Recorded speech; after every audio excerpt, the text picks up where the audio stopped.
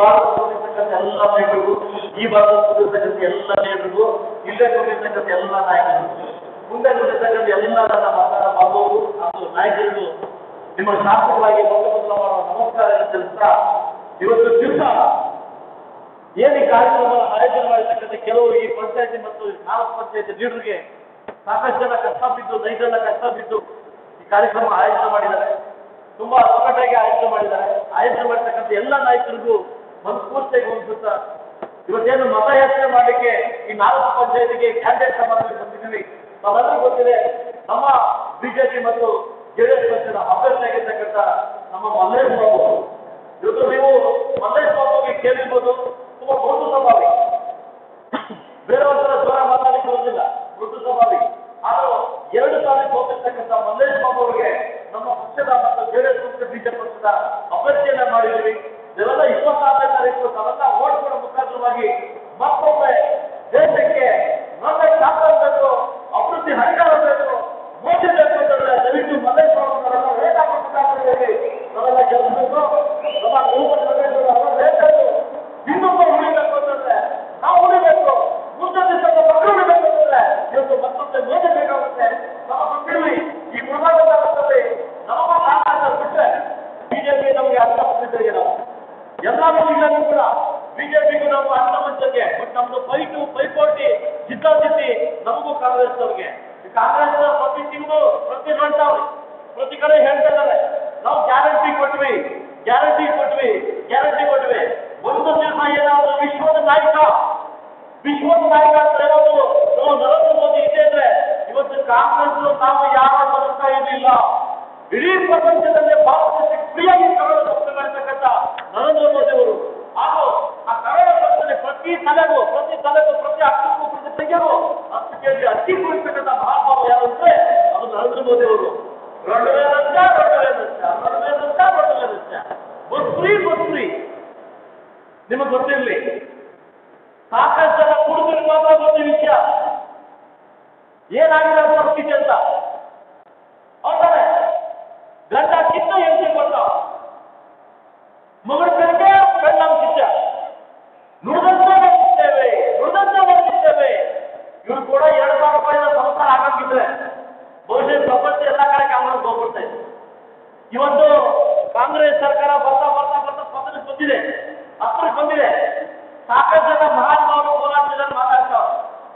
ಬಿಜೆಪಿಗೂ ಮತ್ತು ಜೆಡಿಎಸ್ಗೆ ಹೊಂದಾಣಿಕೆ ಇಲ್ಲ, ಒಳಗೂ ಹೋಗಲೇದು. ಈ ಬಂದು ತಾವು ತಿಳ್ಕೊಂಡ ಯಾರೋ ಸಂಜೆ ಅప్పుడు మీలో ఒక్కొక్కటి ಲೆಕ್ಕ ಮಾತಕ್ಕೂ ನಮ್ಮ ತಟ್ಟಲ್ಲಿ ನೊಣ ಹೊಸ ಗೊತ್ತಿದ್ರಿ, ನಿಮ್ಮ ತಟ್ಟಲ್ಲಿ ಹದ್ದು ಪಕ್ಷ ಗೊತ್ತಿದೆ.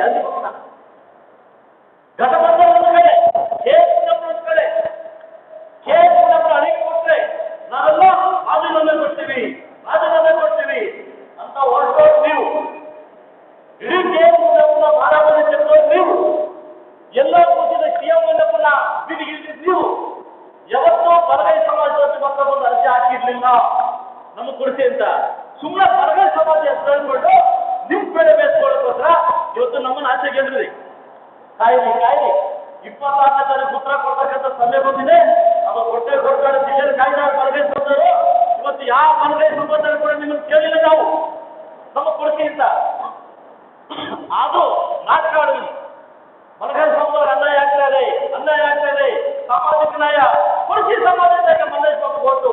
ನಿಮ್ಮ ಪರಿಸ್ಥಿತಿ ನಿಮ್ಮ ಮನಸ್ಸು ಕರೆಕ್ಟ್ ಆಗಿದ್ದರೆ ಮಲ್ಲೇಶ್ ಬಾಬು ಓಟ್ ಕೊಡಿಸಿ. ಅವ ಪಕ್ಷ ನಿಮ್ಮನ್ನ ದಯವಿಟ್ಟು ಮಲ್ಲೇಶ್ ಬಾಬುಗೆ ಜೆಡಿಎಸ್ ಪಕ್ಷಕ್ಕೆ ಓಟ್ ಕೊಡೋ ಮುಖಾಂತರವಾಗಿ ಮತ್ತೊಮ್ಮೆ ಮುಳುಬಾಗ ತಾಲೂಕಲ್ಲಿ ಜೆಡಿಎಸ್ ಪಕ್ಷ ಸದೃಢವಾಗಿದೆ. ನಾವೆಲ್ಲ ಒಗ್ಗಟ್ಟಾಗಿದ್ದೀವಿ, ನಾವೆಲ್ಲ ಚೆನ್ನಾಗಿದ್ದೀವಿ ಅಂತಂದ್ರೆ ದಯವಿಟ್ಟು 26ನೇ ತಾರೀಕು ನಾವು ಮಲ್ಲೇಶ್ ಬಾಬು ಒಬ್ಬ ಕ್ಯಾಂಡಿಡೇಟ್ ಅಲ್ಲ, ನೀವೆಲ್ಲ ಮಲ್ಲೇಶ್ ಬಾಬು ಕ್ಯಾಂಡಿಡೇಟು. ಸಾಕಷ್ಟು ಜನ ಕೇಳ್ತಾವ್ರಿ, ಇನ್ನೂ ಸ್ವಲ್ಪ ಕಾಲ ಇದೆ. ಇದು MLA ಎಲೆಕ್ಷನ್ ಸ್ವಲ್ಪ ಕೊಟ್ಟೆ, ಇದು ಲೋಕಸಭಾ ಎಲೆಕ್ಷನ್. మీరే క్యాండిడేట్, ఇదే క్యాన్వాస్. దయచేసి మీరందరూ వచ్చేసి మల్లేష్ బాబును గెలిపించి ఈ మునగాల తాలూకులో మల్లయ్య జెడిఎస్ సదృఢం కావాలంటే మనం బీజేపీ జనతా అంతా కోరుకుంటుంది. ఇప్పుడు పని చూసుకోండి.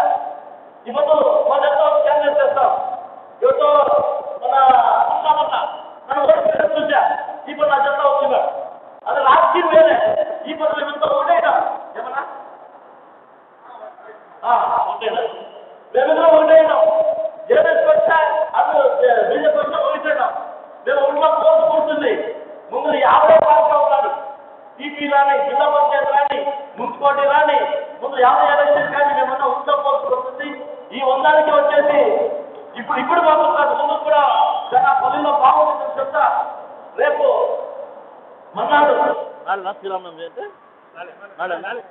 ನಾಳೆ ಶ್ರೀರಾಮನವಮಿ ದಯವಿಟ್ಟು ನಾವು ಕರೆ ಕೊಡ್ತಾ ಇದ್ದೀವಿ ಎಲ್ಲ 360 ಹಳ್ಳಿಗಳಲ್ಲೂ ಕೂಡ ಶ್ರೀರಾಮನ ಜಯಂತಿಯನ್ನ ಯಶಸ್ವಿ ಮಾಡುವ ಮುಖಾಂತರವಾಗಿ ಈ ಭಾರತ ದೇಶದ ಹಿಂದುತ್ವ ಇನ್ನು ಉಳಿದಿದೆ ನಾವಿನ್ನು ಒಬ್ಬರಾಗಿದ್ದೀವಿ ಮೋದಿಗೆ ಮತ್ತೊಮ್ಮೆ ಗೆಲ್ಸಿ ಪ್ರಧಾನಿ ಮಾಡ್ತೀವಿ ಅಂತ ಹೇಳ್ಬೇಕಂತ ಎಲ್ಲ ಊರುಗಳಲ್ಲಿ ಎಲ್ಲ ಯುವಕರು ದೊಡ್ಡವರು ಸೇರಿ ಶ್ರೀರಾಮನ ಜಯಂತಿಯನ್ನು ಮಾಡ್ಬೇಕಂತ ಹೇಳ್ತಾ ಎಲ್ಲರೂ ಒಳ್ಳೆದಾಗಲಿ ಅಂತ ಹೇಳ್ತಾ ಈಗಾಗಲೇ ಸೇರಿರ್ತಕ್ಕಂಥ ಎಲ್ಲ ನಾಯಕರು ಯಾತ್ರೆಯ ನಾಯಕರಿಗೆ ಹೆಸರಂತೆ ಇದ್ರೆ ಕ್ಷಮೆ ಇರಲಿ ಅಂತ ಹೇಳ್ತಾ ನಮ್ಮ ಅಮರವರು ನಮ್ಮ ಸೀನಿಯರ್ ಅಧ್ಯಕ್ಷರು ನಮ್ಮ ಪ್ರಕಾಶ್ ಅವರು ನಮ್ಮೆಲ್ಲ ನಮ್ಮ ಶ್ಯಾಮೇಗೌಡರು ನಮ್ಮ ಪ್ರಕಾಶ್ ಅವರು ನಮ್ಮ BMC ಅವರು ರಂಗನಾಥನ್ ಅವರು ಬಾಬು ಅವರು ನಮ್ಮ ನೆದಾರ ಸತ್ಯವರು ನಮ್ಮ KP ಅವರು ನಮ್ಮ ವಿಶ್ವನವರು ಈ ಕಡೆ ಕೂತಿರ್ತಕ್ಕಂಥ ಎಲ್ಲ ನಾಯಕರು ಕೃಷ್ಣಮೂರ್ತಿ ಅವರು ನಮ್ಮೆಲ್ಲ ನಾಯಕರು ಸೇರಿ ನಾವೆಲ್ಲ ಒಗ್ಗೂಟಾಗಿ ಒಗ್ಗೂಡಿಸಿ ಸದೃಢವಾಗಿ ಈ ಪಕ್ಷದ ಮತ್ತು NDA ಒಂದು ಅಭ್ಯರ್ಥಿಗಳ ಬಲಪಡಿಸಬೇಕಂತ ಹೇಳ್ತಾ ನಾವೆಲ್ಲ ಒಂದು ಕಾರ್ಯಕ್ರಮ ಯಶಸ್ವಿ ಮಾಡಿಕೊಂಡಿದ್ದಕ್ಕೆ ಮತ್ತೊಮ್ಮೆ ನಿಮ್ಮೆಲ್ಲರಿಗೂ ಒಂದು ಮಾತು ಇದ್ರೆ ಜೈ ಶ್ರೀರಾಮ್.